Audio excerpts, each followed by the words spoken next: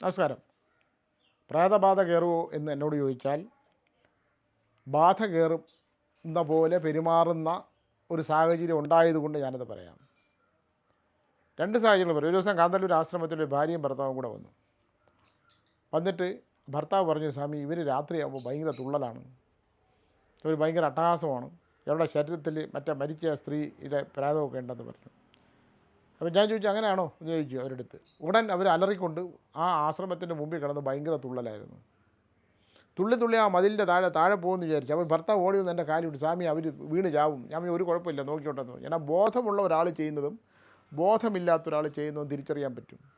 കുറച്ച് കഴിഞ്ഞപ്പോൾ അവർ നിർത്തി കിതച്ച് വെള്ളം വേണമെന്ന് പറഞ്ഞ് വെള്ളം കൊടുത്തിട്ട് ഞാൻ അവരെ മാത്രം ഭർത്താവിനോട് വെളിയെ കഴിക്കാൻ പറഞ്ഞിട്ട് ഭാര്യയെ വിളിച്ചു. ഞാൻ ചോദിച്ചു, ഭർത്താവിനൊരു അവിഹിത ബന്ധം ഉണ്ടല്ലേ എന്ന്. ഉണ്ട് സ്വാമി, അതെങ്ങനെ മാറ്റാൻ പറ്റുമെന്ന്. അപ്പം ബാധ കയറി നിന്ന് ഈ കാണിക്കുന്നതെല്ലാം തന്നെ ഭർത്താവിന് ഹിതമല്ലാത്തൊരു ബന്ധമുള്ളത് പ്രകടിപ്പിക്കാൻ വേണ്ടിയിട്ടാണ്, അത് നമ്മൾ ബോധ്യപ്പെടുത്താൻ വേണ്ടിയിട്ടാണ്. അതിലൊന്നും ഭർത്താവ് വീഴത്തില്ല. അപ്പോൾ ഞാൻ അയാളെ പറഞ്ഞു, നിങ്ങൾക്ക് ഒരു ബന്ധം ഉണ്ടെങ്കിൽ നിങ്ങളത് നടത്തണം, എന്നാലേ ഭാര്യയുടെ പ്രേതബാധ പാറ്റുള്ളൂ. കാരണം ഉറങ്ങുന്നവനെ ഉണർത്താം, ഉറങ്ങിക്കിടയാനെ വിളിച്ചാൽ ഉറങ്ങിക്കിടക്കുന്ന ഒരാളെ ഉണർത്താം, ഉറക്കം നടിക്കുന്നവനെ വിളിക്കാൻ പറ്റില്ല. ഇങ്ങനെയും സംഭവിക്കുന്നുണ്ട്. ഇനി ഞാൻ പറയാൻ പോകുന്നത് എൻ്റെയും ടീച്ചറിൻ്റെയും കുടുംബത്തിൽപ്പെട്ട ഒരു കാര്യമാണ്, കുടുംബജീവിതത്തിൽ പറ്റിയൊരു സംഭവമാണ്. ഞങ്ങൾ കാന്തല്ലൂർ ആശ്രമത്തിൽ ചെന്നു. നമ്മുടെ ഒരു സുഹൃത്തിൻ്റെ ശരീരത്തിലുണ്ടാകുന്നൊരു ബാധാദോഷം എനിക്ക് മനസ്സിലായി. കാരണം പുള്ളി ഡിഫറൻ്റായിട്ടൊക്കെ പെരുമാറുന്നു. അപ്പോൾ എൻ്റെ കൂടെ ഹോമം ചെയ്തിരുന്ന ഒരാൾ കാണാതെ പഠിച്ച് മന്ത്രം പറയുന്ന ഒരാളാണ്.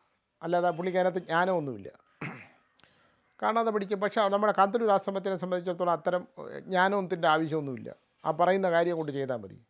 അപ്പോൾ ഇദ്ദേഹത്തിനെ കണ്ടാൽ തന്നെ ഒരു മന്ത്രവാദി കുട്ടിച്ചാത്തൻ ലുക്കൊക്കെയാണ്. മന്ത്രവാദി എൻ്റെ അടുത്ത് വന്ന് എങ്ങനെ രക്ഷപ്പെടുത്തണം സ്വാമി, പൂജാ കാര്യങ്ങളൊക്കെ ഇത്തിരി പഠിച്ചിട്ടുണ്ട്, ചെയ്യണമെന്ന് പറഞ്ഞ്. പിന്നെ നമ്മളെ ദ്രോഹിച്ചെങ്കിലും ഞാൻ പറഞ്ഞത് ചെയ്തോളാൻ. അപ്പം ഞാനും ടീച്ചറും ഉണ്ട്. ഇദ്ദേഹത്തിൻ്റെ ഹോമം നടക്കുന്ന സമയത്തൊക്കെ പ്രത്യങ്കരയെ നടക്കുകയുള്ളൂ. അത് ഞാൻ ടീച്ചറിനോട് പറഞ്ഞ് അങ്ങോട്ട് വരരുത് എന്ന് പറഞ്ഞു കുറച്ച് നേരത്തേക്ക്. ടീച്ചർ അല്ല വലിയ വിശ്വാസമൊന്നുള്ള ആളല്ല ഇത്തരം കാര്യങ്ങൾക്കകത്തൊന്നും. കുറേ കഴിഞ്ഞ് അയാൾ പറഞ്ഞു, ഞാൻ നോക്കുമ്പോൾ അവിടെ ഇരിപ്പുണ്ട് ടീച്ചർ. ഞാൻ ചോദിച്ചു, ആര് പറഞ്ഞു ഇങ്ങോട്ട് വരാൻ? അത് മറ്റേ ആൾ പറഞ്ഞു എന്ന് പറഞ്ഞു. ഞാനൊന്നും മിണ്ടാനും പോയില്ല. എന്തായാലും ഹോമമൊക്കെ കഴിഞ്ഞ് ടീച്ചറിൻ്റെ സ്വഭാവത്തിന് മാറ്റമായി. വളരെ വയലൻ്റായിട്ട് മറ്റൊരവസ്ഥയിലായി. ഭക്ഷണമൊന്നും അന്ന് രാത്രി കഴിച്ചില്ല. മുഖത്തിനൊക്കെ വ്യത്യാസമുണ്ട്. അപ്പോൾ ഞാൻ ചോദിച്ചു, എന്ത് പറ്റി? അവിടെ എന്നോട് ചോദിച്ചു, നീ ആരടാന്ന് എന്നോട് ചോദിക്കുക, നീ ആരടാന്ന് എൻ്റെ അടുത്ത് ചോദിച്ചു. അവിടെയാണെങ്കിൽ നമ്മുടെ എഞ്ചിനീയർ വേണു സാറ്, നമ്മളുമായിട്ട് ബന്ധപ്പെട്ടുള്ള ഒരുപാട് പേര്, അവരൊക്കെ അത്ഭുതപ്പെട്ടു പോയി. ഒരു മുണ്ട് മുഴുവൻ വായിക്കാത്ത കയറ്റി ഫാന് തൂങ്ങിച്ചാവാൻ പോയി. ഒരു നിവൃത്തിയില്ല. അവിടുത്തെ 18 പടിക്കെട്ട് താഴിലോട്ടും മുകളിലോട്ടും. എൻ്റെ കരടിച്ചൻ്റെ കാര്യമായി പറയണേ, വേറൊരാളാണ്, അങ്ങനെ സംഭവിക്കുന്ന ആളല്ല. ഏതായാലും എൻ്റെ ഒരു ചെറിയ അപ്പോൾ തന്നെ ബോധം പോയി. തൃശ്ശൂർ ചോഫിച്ചാൻ്റെ ആശുപത്രിയിൽ കൊണ്ടുവന്ന് 2 ദിവസത്തിന് ശേഷമാണ് ഉണർന്ന് നോർമലായത്. ഇത് അന്ധവിശ്വാസം ആണോ ഞാൻ പറയുന്നതെന്ന് ചോദിച്ചാൽ നിങ്ങൾക്കത് പറയാം. ഞാൻ പറഞ്ഞു വന്നത്, നമ്മൾ എന്താണോ ഇല്ല എന്ന് പറയുന്നതൊക്കെ ഇവിടെ ഉണ്ടെന്ന് തെളിയിക്കാവുന്ന, ഞാൻ ഒരുപാട് വിഷയങ്ങളിൽ സംസാരിച്ചിട്ടുള്ളതാണ്. ഞാൻ ഈ ടീച്ചറിൻ്റെ കാര്യം തന്നെ പറയാനുള്ള കാരണം, നിങ്ങൾ ഇത്തരം കാര്യങ്ങളിലത്തെ അസമയത്തുള്ള നിങ്ങളുടെ യാത്ര അത് കഴിയുന്നത് ഒഴിവാക്കണം. അസമയത്തുള്ള യാത്ര. ഞാൻ ഈ പ്രേതബന്ധങ്ങളെ കാണുന്ന ഒരാളാണ്.